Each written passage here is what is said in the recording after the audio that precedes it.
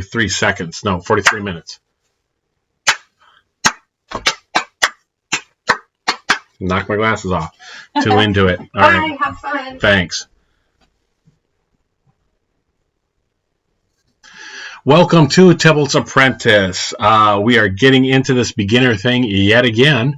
We're doing the color challenge and we're working our way through it. While it's intended as a beginner style project to get you familiar with the game, it will be played through the eyes of a more experienced player. Notice I said more experienced, I didn't say good. So, with that in mind, our goal is to get through all of these color challenges with wins. Along the way, I'm going to talk about any and all different types of things, and I will try to put definitions up on screen, letting you know some of the terminology and things that I'm going to use. Get used to hearing those if you're going to join the Magic community, which hopefully you will. And we will try to keep this a non-toxic environment. However, things sometimes come up, and there's always that one person. There's no people, there's bots, and there is that annoying card, the Alpha, the Oracle of the Alpha. Anyhow, let's just get into the gameplay because that's what you're here for. Where did we leave off with our color pie? We bounced around just a little bit. So, on that note, we're going to play, we're going to events, we're going to the color challenge. We did green, we've done white, we've done blue. I know red is looking for red, but I'm going to do black right now. I will also do red later on. So we're going through these challenges. We are working with pre-constructed decks that they're giving us, teaching us how to play along the way. Finally, for the fifth and final game, win or lose, you will be able to clear it, but we want to win. So what I've been doing is playing until I get a win, and that usually leads to an hour worth of play afterwards because it's hard. Because they put you up against anything and you have one arm tied behind your back when you're playing a pre-con deck. Pre-constructed deck. So, anyhow, getting back into black, we're jumping straight into, we're just jumping straight into it. We're going to play a swamp. We're going to play a Death Touch Rat. Death Touch meaning that any amount of damage assigned by that creature will be enough to kill any other creature, no matter how large or small it is. We're going to continue. If you've watched these, hopefully you've watched them in order as I have them listed. 1, 2, 3. This will be number 4. If you've watched them in order, this will make a little bit more sense. But we're going to be playing on curve. Again, I kind of hate to do some of these definitions over and over again. You might get tired of seeing them. Black is I want to say it's an aggressive color. It's not. It's about power. And it's about having the ability to do things. Oftentimes, it may cost your resources.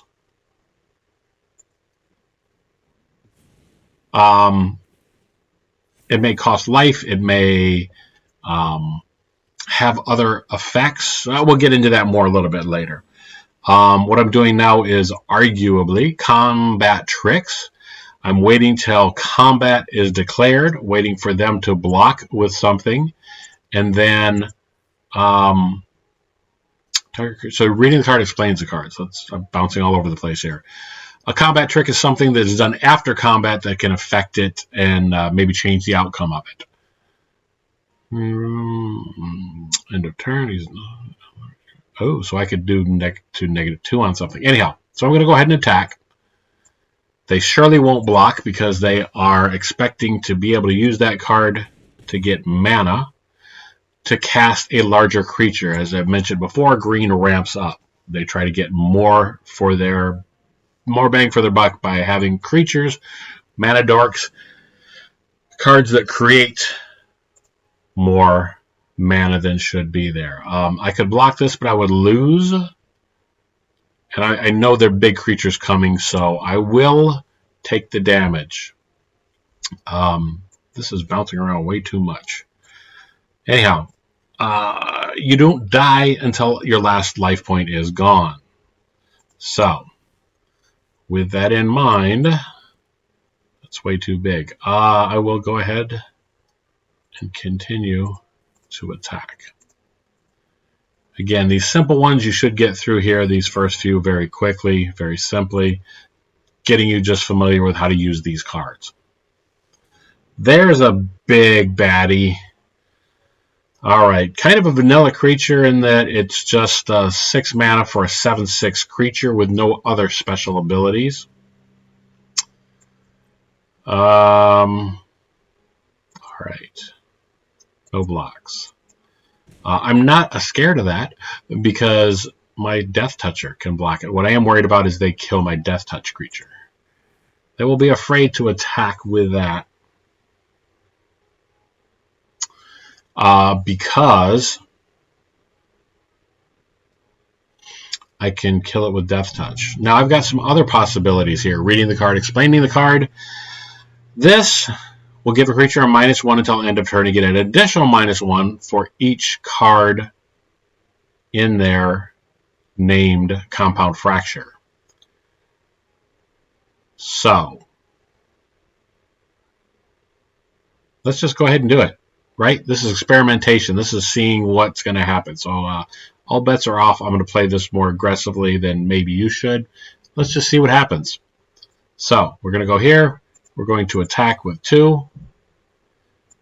We'll see what happens when they choose to block. All right. Can I get this within death range?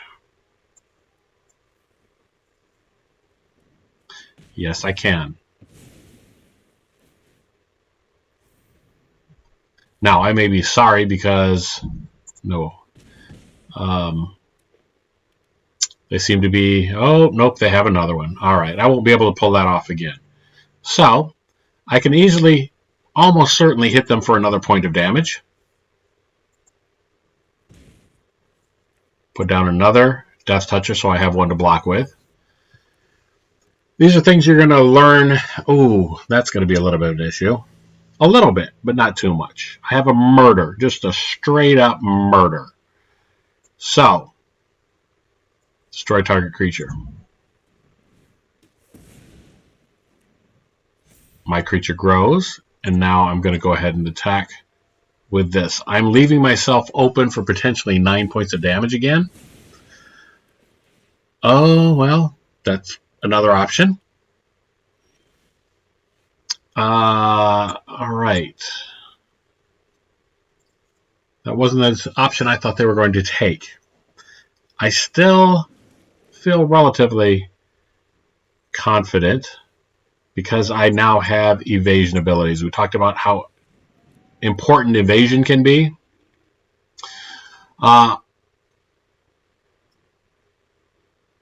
Yeah, they're top decking. So I'm going to go ahead and attack. Best that can happen is they take the damage, which is ridiculous. They could block it with this creature and kill it. They could block it with this creature and not kill it, and its power would go up. So I'm going to put pressure on them. I'm feeling confident because I had a flyer with trample. So even though they have, I just want to kill this straight out just because this is where I get into my nasty side and I just start being mean. So it's not. Did I start this one by saying I wasn't going to be toxic? Okay. Everybody's entitled to play the game that they want to. So anyhow, moving on. So that was the easy, quick, straightforward. Well, let's kill it. Let's move on to the next thing.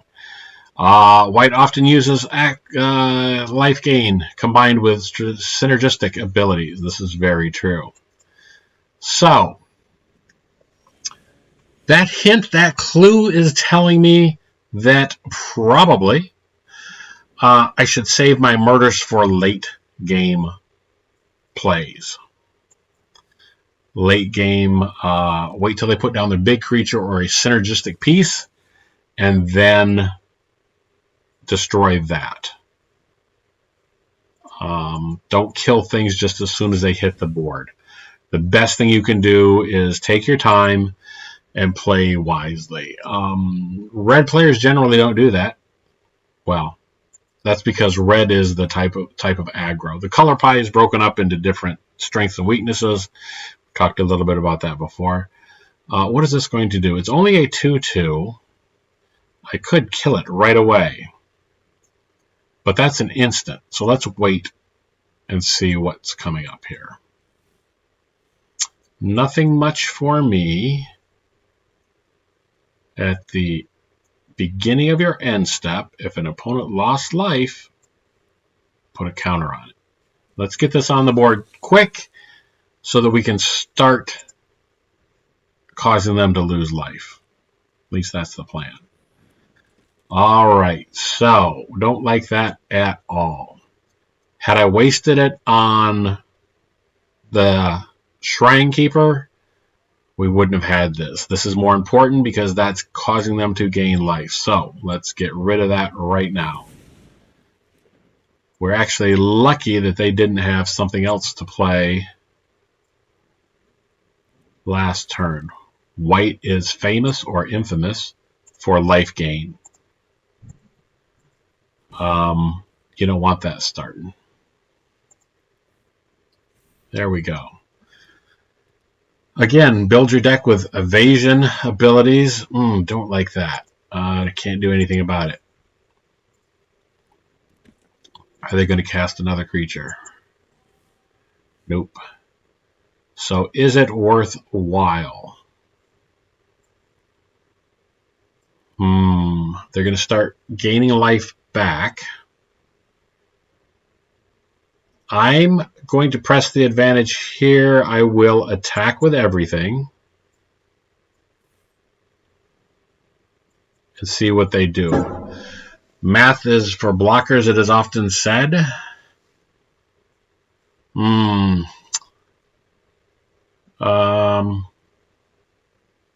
It is worth it for me to get rid of this.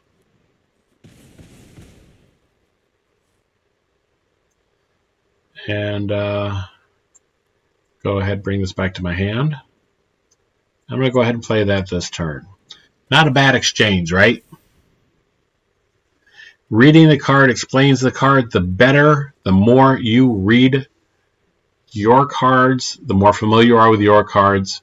It actually lets you play the game easier and better because you're not trying to learn both things at the same time. So the more familiar you are with your deck, the better off you're going to be. Gain life put on it. Yeah, I'm gonna go ahead and attack with everything again. Surely they're not going to block with it. They're going to want to keep that for later. This can do -2.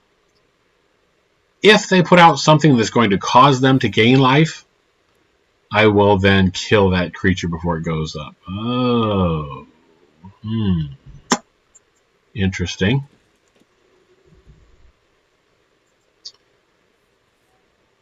I can take it. Again, don't be scared to let your life total go down. There we go. That's not so bad. This.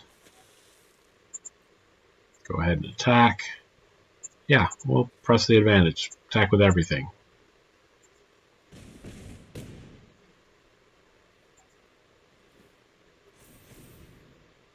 All right. And I think that is game. So you can see why that initial play was important. So, just to be rude, I'm going to kill one of these. Yeah, just for sport. So, holding back cards is important to do. Moving on to the next stage, we're up against red. Red is direct damage, red is aggro, and so on. Let's just get straight to it here. think I'm actually going to break this video up into 2 portions. I will do 1 through 4, then I will cut it and I will do game 5, because that may take quite a bit to get through. Goblins. Goblins are something to be feared. They are something of a tier 1 deck. I am going to go ahead and attack. See if they choose to block. If they do, I will reduce that -1/-1. Suddenly that puts that creature within death range for me and doesn't cause me to lose my creature. Goblins are very incredibly, ridiculously synergistic. I'm just going to kill this now before it gets a chance to do what I know it's going to do. Let's do this. Go ahead and attack.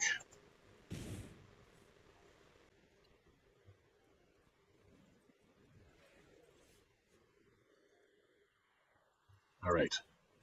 We're playing through these a little faster than we did our initial 3 games. Again, always watch for combat tricks. If somebody has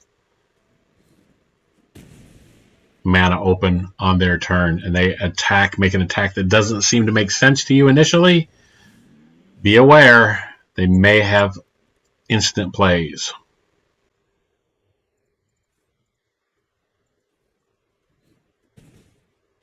Yeah, feel a little bit like a steamroller just rolling over these first few interactions here. But when we get to game 5, we know it's not going to go that way, right? Indeed. So, moving on. Ooh, direct damage. Something else that red is famous for. Alright, red will run out of gas pretty quick. Can run out of gas pretty quick if it doesn't have a way to draw cards. And red, generally speaking, doesn't have a way to draw cards.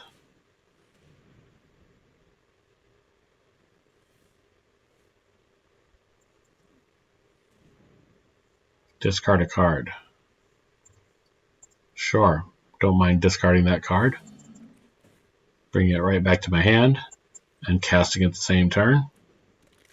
And we're on to the next attack. Nice and simple, straightforward, game over. All right. It's gone much faster than our previous ones.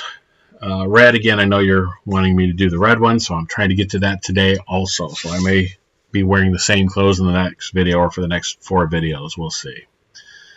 Up against blue. All right. Blue, a little bit more cautious against counter spells. Tricky magic is what they are known for. You really need to be concerned when they have mana. They have lots of flyers also. So, got to fill up the board as quick as I can. Yep. I can attack, but it's not worth it. I would rather have the block be up to me, up to my decision. If they ever have anything on the ground. So, we now have, we now have a chance to kill something or not. I am going to take advantage of this. I'm going to discard a land card. That might come back to get me later. But I want that on the board now. And because this is cheaper to cast, I'm scared of a large creature spell there. All right. There's got to be a way to work around this.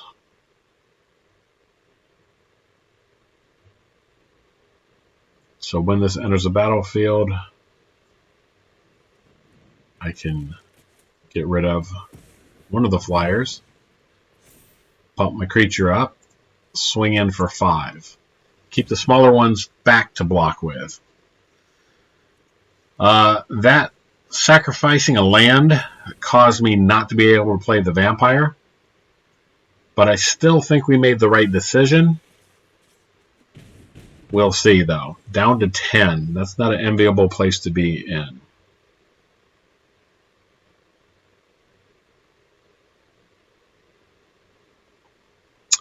So, reading the card will explain the card. Lifelink. It's lifelink, so that's pretty important. I'm going to throw that on this creature. I'm going to attack. I maybe should have put it on the larger one.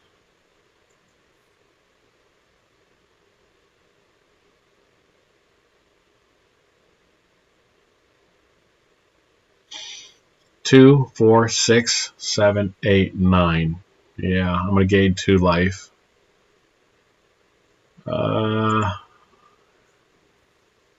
Okay.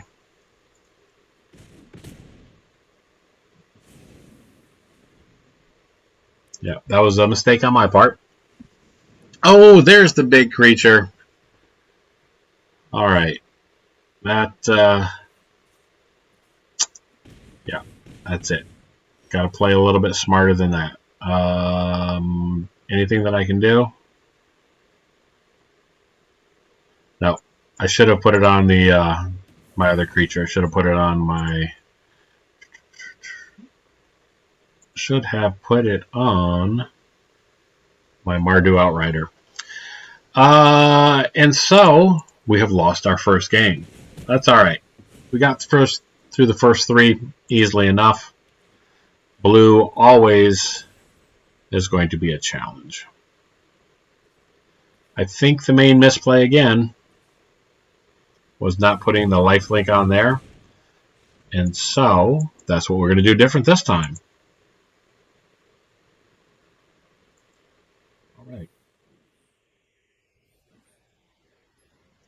It's frustrating me for us to play their own cards, their own deck.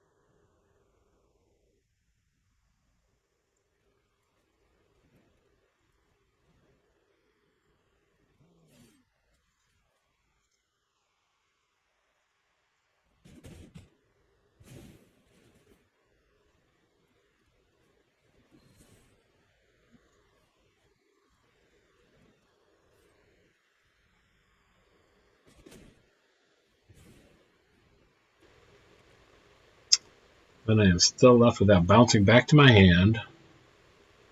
No way to cast it.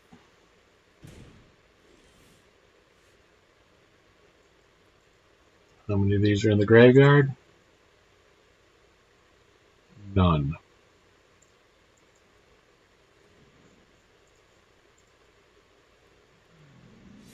Now they're going to start drawing into their own summons.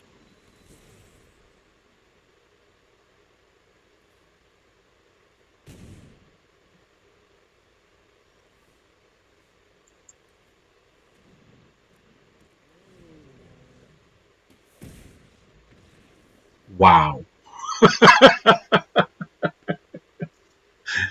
All right, fair enough. That was the first 4 victories. Yeah, there you go. So we're on to anything goes. At this point, I'm going to cut the camera. I'm going to come back because this may take a while. All right, this is still a continuation of the black color challenge. We are up against anything goes. We are now forced to play with one arm tied behind our back because we are playing a deck of their design, not our design. We can come up with some pretty good black decks. This is not an example of one. It's fair. It's mediocre. It's okay. But against something in the wild, oh, yeah, it's going to be tough. So, we are indeed up against anything. Let's see what that anything is. We do not have a first turn play. I will mulligan. We do have a first turn play. I will keep that. I will toss this back because it's going to be a while before we can play it. We are up against... We're up against an artifact deck. So, I mean, it's a good thing that they let you pass this, win or lose, but to get a win against this is going to be tough. It is going to be tough.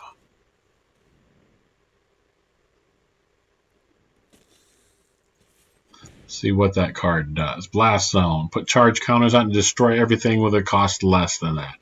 So this is going to be a combo deck where they're going to build up, they're going to wipe our board, and then they're going to be able to play anything that they want out of their graveyard, it looks like.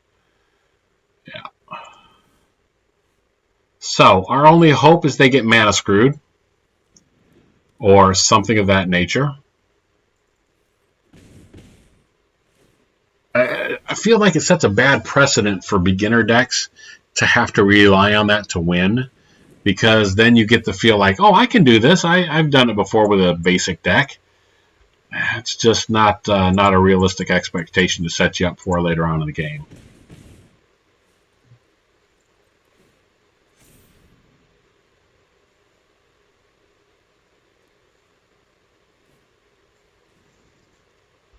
You may put a creature card from your hand onto the battlefield, activate only as a sorcery. Oh, jeez. This could be something that wipes the board. No, but it is something equally powerful. All right. Our advantage comes in the fact that we at least have a flyer.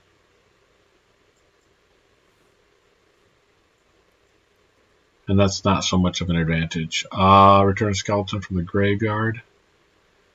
He would just block. I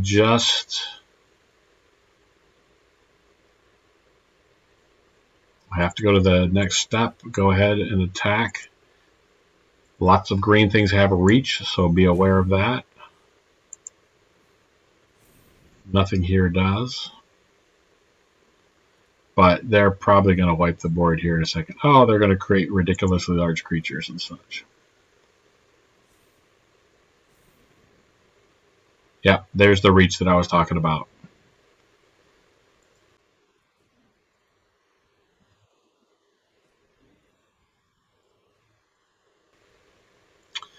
Yeah, this, I haven't decided do I play these out or do I just quit when I know that I'm not going to win?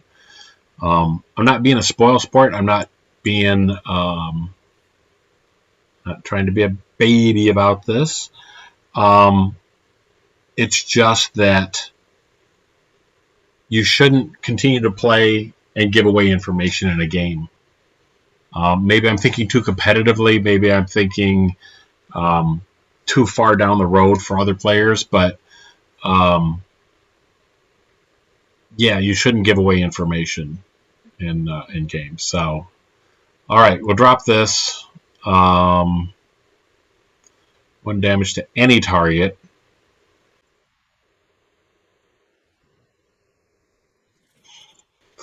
Even the other player.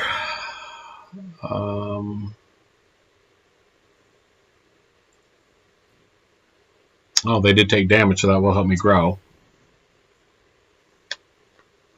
Like I said, it's a competent deck, but it's not a realistic deck to win with. Against anything goes. Yeah. Reach, trample, 10-10. No chance of winning this one, so I'm just going to concede. Yeah, trying to stay positive through the whole video. But I'm positively warning you, this is what it's going to be like in the wild. It's going to be tough as a beginner to work your way up the ranks and such. So you're really going to need to love this game. Do not spend any money on this game until you know it's something that you love and are going to play, because you're just wasting your money. Sorry, that's the environment that they've created. Damn, see, I'm going down that negative road, and I don't mean to do that. This really is the best game out there, and it's best played in a group, a live group, at a local game store. That's how it's best played. Arena gives you a taste for the win or lose aspect of it. That's it. So, gives you a taste of it because cards in Arena give you do things that things can't. It's like Hearthstone. It does things that just you can only do on a computer. MTG Online is the best way to play if you want a more realistic experience. I think that's what to say. Yeah. Damage. Okay, so we want to go with this. It's kind of a vanilla creature here. Whenever a creature opponent in this case, playing a beginner deck against a red deck, I've got to hope again that they get stalled out, or it's a red deck, so I can hope that they are mana screwed or they run out of gas. Yeah, against a green deck, I really didn't have any chance. Against this deck, I do have a chance that they won't get a chance to pull their combo off, though it seems pretty well, put together. I'm curious as to where they're pulling these players from that you were playing against. That is to say, whether this is going into a ranked game or whether it's they're. I haven't really talked about the different types of games that are out there to be played. I can't imagine that this would be ranked play, but I don't know. Let's just do this anyhow because I don't want.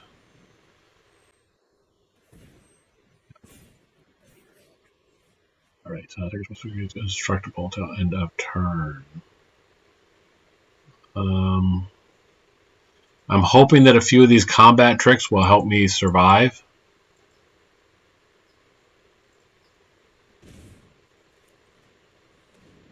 They have direct damage and such. So, get that out of the way. Yeah. Yeah, it really is a crapshoot on this level 5 of the color challenge.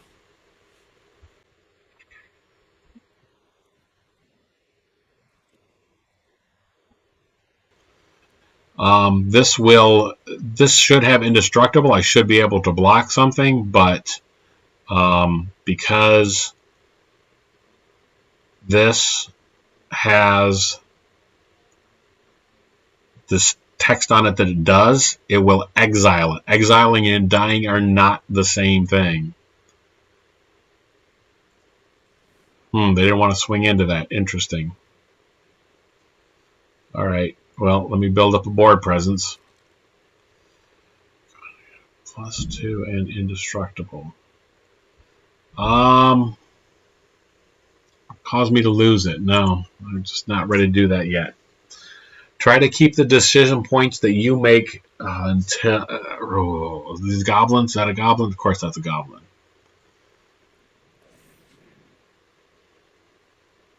Yeah, the scariest thing on here is actually this. That forces me to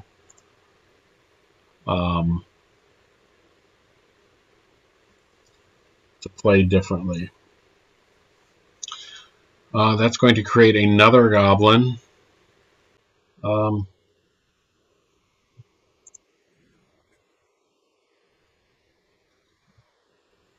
Let's block.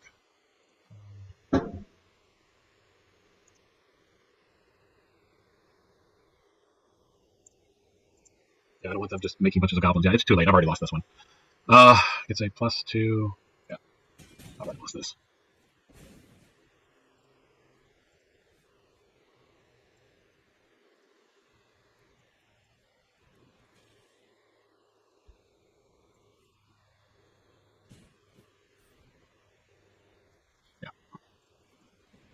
Yeah, yeah. It is tough. Like I said, sticking with this and actually getting a win instead of just moving on because they give you a check mark is probably your best and most accurate reflection of this game. So if you get frustrated trying to get this win number 5, it's what you're in for the rest of the game, the rest of the life of this game that you play.